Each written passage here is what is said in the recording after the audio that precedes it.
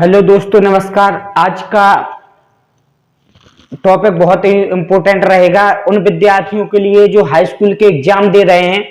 Actually ये बहुत important ही topic है श्वसन तंत्र। तो मैं आप लोगों से यही निवेदन करूंगा कि ये पूरा समझ के जाए, बढ़िया कंटेंट है। और इससे पहले मैं मीटिंग स्टार्ट करूं, आप लोगों से मेरा निवेदन ये रहेगा कि एग्जाम में कुछ छोड़ के नहीं आना है, पूरा का पूरा आपको एग्जाम देना है और आपके अच्छे मार्क्स आएंगे। तो दोस्तों, अगर ये आपने अच्छे से समझ लिया तो आपके 2 नंबर क्लियर हो जाएंगे। श्वसन तंत्र होता क्या? तंत्र माने होता है एक सिस्टम। जब बहुत सारे अंग मिलके किसी पर्टिकुलर काम करे, बहुत सारे अंग मिलके एक पर्टिकुलर काम करे, उसको तंत्र कहते हैं। श्वसन तंत्र मतलब सांस लेना और छोड़ने में जो जो बॉडी के पार्ट, जो जो अंग काम करते हैं, उसी से मिलकर बनता है श्वसन तंत्र। इसको समझने के लिए सबसे पहले जरूरी है कि ऑक्सीकरण, स्वतंत्र तंत्र में ऑक्सीकरण बहुत जरूरी है, क्योंकि बिना ऑक्सीजन के स्वतंत्र तंत्र श्वसन हो ही नहीं सकता है। ऑक्सीकरण, स्वतंत्र तंत्र में ऑक्सीकरण होता है जिसमें ऑक्सीजन की बहुत जरूरी मात्रा है। दूसरा है ऊर्जा तथा ऊष्मा। जब श्वसन होता है तो उसमें ऊर्जा और ऊष्मा दोनों मिलती हैं। ऊष्मा दो प्रकार की दो तरीके से हमारी बॉडी के अंदर ऊष्मा जाती है। एक रक्त परिसंचरण के माध्यम से, जो हमारे बॉडी में रक्त जाता है ना, उसके माध्यम से हमारी बॉडी हीट करती है, ऊष्मा मिलती है। और दूसरा श्वसन से। तीसरा यह एक अपचायी क्रिया है। अपचायी क्रिया कैसे कहते हैं? जिस चीज को तोड़ने की बात आए उसको अपचायी कहते हो, जहां जोड़ने की बात आए उसको उपचायी कहते हैं। तो ये तोड़ने की बात है। श्वसन तंत्र में ऑक्सीजन जो वायु लेते हैं वो कई चीजों में टूटती है, जिसके कारण और हमें ऑक्सीजन की जरूरत रहती है, तो इसको हम अपचायी क्रिया कहते हैं। अब मैं आपको बताना चाहता हूं कि श्वसन अंग क्या होते हैं। सबसे पहले तो ये क्लियर होना चाहिए कि स्तनधारी होते हैं, जो गाय, भैंस, मनुष्य, इसमें जो श्वसन होता है वो फेफड़ों के माध्यम से होता है, यानी कि लंग्स के माध्यम से श्वसन होता है। इसके बाद आपका आता है कीट। कीड़े मकोड़े, मधुमक्खी हुई, आपके झींगुर हुआ, कॉकरोच हुआ, इनमें श्वसन श्वास नली के माध्यम से होता है। डायरेक्टली श्वास नली होती है जिसके माध्यम से ये श्वसन करते हैं, जिसको हम ट्रैकिया भी कहते हैं। जलीय जीव किन्हें कहते हैं? जो जीव जंतु जल में रहते हैं उन्हें जलीय जीव कहते हैं। वो गिल्स के माध्यम से, गिल्स पाया जाता है, उनके माध्यम से श्वसन करते हैं, जिनको हम क्लोम भी कहते हैं। मेढक होता है। मेढक दोस्तों 2 प्रकार से श्वसन करता है। जब ये जमीन के अंदर होगा तो ये त्वचा से श्वसन करेगा, और जब ये जमीन के बाहर होगा तो ये फेफड़ों से श्वसन करेगा। तो 2 प्रकार से अपने जीवन में 2 प्रकार से करता है कि एक तो त्वचा के माध्यम से और एक फेफड़ों के माध्यम से। त्वचा के माध्यम से कब करता है? जब ये मिट्टी के अंदर होगा, मिट्टी में होगा तो ये अपनी त्वचा का यूज करता है, और जमीन पर होगा तो ये फेफड़ों का यूज करता है। एक अवस्था और रहती है मेढक की, जब वो छोटा सा बच्चा होता है, जब लार्वा, टेडपोड बोलते हैं जिसको, उस समय वो गिल्स के माध्यम से श्वसन करता है। जब आपने देखा होगा छोटी छोटी मछलियां सी दिखती है पानी में, वो क्या होते हैं? टेडपोड होते हैं, वो मेढक बन जाते हैं। तो मेढक की अगर वैसी बात करें तो 3 प्रकार से। जब वो टेडपोड अवस्था में रहता है तो गिल से, जब वो मिट्टी के अंदर रहता है तो त्वचा से, और जब जमीन पर रहता है तो फेफड़ों से। दोस्तों, आपका यदि इतना क्लियर हो गया तो आगे हम देखते हैं दोस्तों कि श्वासोच्छ्वास, इसको क्या कहते हैं? सांस लेना प्लस सांस छोड़ना। सांस का लेना और सांस का छोड़ना ही श्वासोच्छ्वास कहलाता है। सांस अंदर लेना और सांस का बाहर छोड़ना ही श्वासोच्छ्वास कहलाता है। अब मैं आपको बात करता हूं, जैसे अपने मनुष्य ह्यूमन की ले लेता हूं। अंदर लेना और बाहर लेना 2 प्रकार की क्रिया होती है। जब हम सांस को अंदर लेते हैं तो उसको निश्वासन कहते हैं। निश्वासन क्या कहते हैं दोस्तों? निश्वासन। और जब हम बाहर छोड़ते हैं तो निःश्वासन। 2 बिंदी रख जाती है, निःश्वासन, निःश्वासन।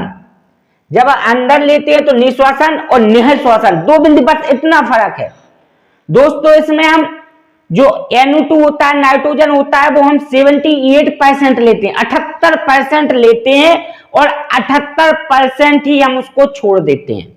बॉडी के अंदर 78% लेते हैं और 78% ही हम उसको छोड़ देते हैं। इसके बाद दोस्तों ऑक्सीजन की बात करें, ऑक्सीजन हम 21% लेते हैं। कितना लेते हैं अंदर? 21% हम लेते हैं और 17% छोड़ते हैं। 17% क्या करते हैं? छोड़ते हैं। ये जो 4% है यही गड़बड़ा जाता है। यही 4% क्या है? हमारे ब्लड के अंदर क्रिया करता है। इसके बाद कार्बन डाइऑक्साइड की बात करें तो 0.03% हम लेते हैं और 4% हम छोड़ते हैं। कितना छोड़ते हैं दोस्तों? 4%। इसका मतलब हमारी बॉडी के अंदर जो कार्बन है उसकी मात्रा ऑक्सीजन में मिलकर बाहर निकलती है। दोस्तों आपको श्वसन तंत्र में कुछ पार्ट हैं, कुछ अंग हैं जो काम करते हैं, उनके बारे में बताएं। जैसे कि नासा छिद्र। नासा छिद्र, नाक के पास जो छिद्र होते हैं ना, उसको हम नासा छिद्र कहते हैं। नासा छिद्र सबसे पहले वायु नासा छिद्र में जाती है और नासा छिद्र में क्या होते हैं? छोटे छोटे रोम होते हैं। ये रोम क्या करते हैं? जब हम सांस लेते हैं तो धूल के कणों को एब्जॉर्ब कर लेते हैं, मतलब कि अंदर नहीं जाने देते। इसी में धूल के कण फंस जाते हैं और बाहर निकल जाते हैं। नासा छिद्र के बाद आता है नासा कपाट। जो नासा छिद्र के ऊपर ये दिख रहा है ना आपको, इसको कहते हैं नासा कपाट। इसमें एक म्यूकस रहता है, जो कण धूल के बचे रहते हैं वो उस म्यूकस में फंस जाते हैं। उसी म्यूकस के कारण अंदर कर नहीं जाते हैं, जिससे वायु शुद्ध चली जाती है। उसी को नासा कपाट कहते हैं। तीसरा है ग्रसनी। जो ये हिस्सा है, ग्रास नली नहीं, ग्रसनली, जो ये हिस्सा है मुंह से लेकर इधर का हिस्सा है, उसको कहते हैं हम ग्रसनी। ग्रसनी, नासा छिद्र, नासा कपाट और ग्रसनी, ये तीन चीजें। इसके बाद क्या होता है दोस्तों? इसके बाद आता है आपका ट्रैकिया, यानी कि स्वरतंत्र। ये होता है ट्रैकिया। आपका ये जो अंदर की तरफ दिखाई दे रहा दोस्तों, इसको कहते हैं हम ट्रैकिया। इसको हम दोस्तों बोलते हैं ट्रैकिया। ट्रैकिया यानी कि स्वरतंत्र। ग्रसनी की बाद जो वायु जाती है वो हमारे कहां जाती है? ट्रैकिया में। जब ये ट्रैकिया दो भागों में बट जाती है तो उसको कहते हैं वोकाई।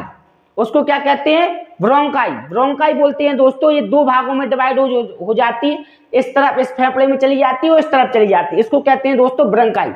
ब्रोंकाई के बाद जो वायु होती है वो आपको ब्रोंकाई और अंदर जाके छोटे छोटे भागों में टूट जाती है। ब्रोंकाई के छोटे छोटे ये लाइनें दिख रही ना, ब्रोंकाई जब छोटे छोटे भागों में टूट जाती है और अंदर चली जाती है छोटे छोटे भागों में, इसको दोस्तों हम कहते हैं ब्रोंकोलिस। जब ये छोटे छोटे और डिवाइडेड हो जाती है, इसको कहते हैं हम दोस्तों ब्रोंकोलिस। ये क्या होती है कि ब्रोंकाई के बाद ये जब ट्रैकिया और छोटे भागों में डिवाइडेड हो जाती है, उसको कहते हैं ब्रोंकोलिस। ब्रोंकोलिस के बाद दोस्तों ये छोटे छोटे गुच्छे के समान जो छिद्र दिखाई देते हैं, इन्हें वायु कोष्ठ कहते हैं। ये आप फेफड़ों में देखेंगे छोटे छोटे गुच्छों के समान छिद्र दिखाई देंगे, उनको कहते हैं वायु कोष्ठ। इसके बाद वायु कोष्ठ के बाद आपका चला जाता है ब्लड में। ब्लड के बाद कोशिकाओं में, कोशिकाओं के बाद वायु पहुंचती है आपकी माइटोकॉन्ड्रिया में। दोस्तों क्लियर तरीके से समझे। सबसे पहले कहां जाती है? नासा छिद्र। इसके बाद कपाट। कपाट के बाद आपका जाता है ग्रसनी। ग्रसनी के बाद ट्रैकिया। ट्रैकिया के बाद ब्रोंकाई। ब्रोंकाई के ब्रोंकोलिस। ब्रोंकोलिस के बाद आपका आ जाता है वायु कोष्ठ। वायु कोष्ठ के बाद आपका आ जाता है ब्लड, और ब्लड के बाद सीधा सेल्स, और सेल्स के बाद माइटोकॉन्ड्रिया। बस केवल 10 स्टेप याद करना है। सिंपल सा चित्र है। आपको ट्रैकिया बनाना है। ट्रैकिया को दो भागों में डिवाइडेड करना है, उससे और छोटे ब्रोंकोलिस में डिवाइडेड करना है, फिर वायु कोष्ठ बना देना है, और इसके बाद ये परत चढ़ जाती है, दोहरी परत होती है इसको वायु कोष्ठ में। इसके बाद आपका श्वसन तंत्र पूरा हो जाता है। ज्यादा कुछ नहीं पढ़ना, छोटी सी चीज है। आपको केवल 10 बातें ही याद करना है। नासा छिद्र, नासा कपाट, ग्रसनी, स्वरतंत्र, ट्रैकिया, ब्रोंकोलिस, वायु कोष्ठ, ब्लड, सेल्स और माइटोकॉन्ड्रिया। आपका ये श्वसन तंत्र खत्म हो गया। दोस्तों इसको बढ़िया तरीके से पढ़ें। थैंक यू, धन्यवाद।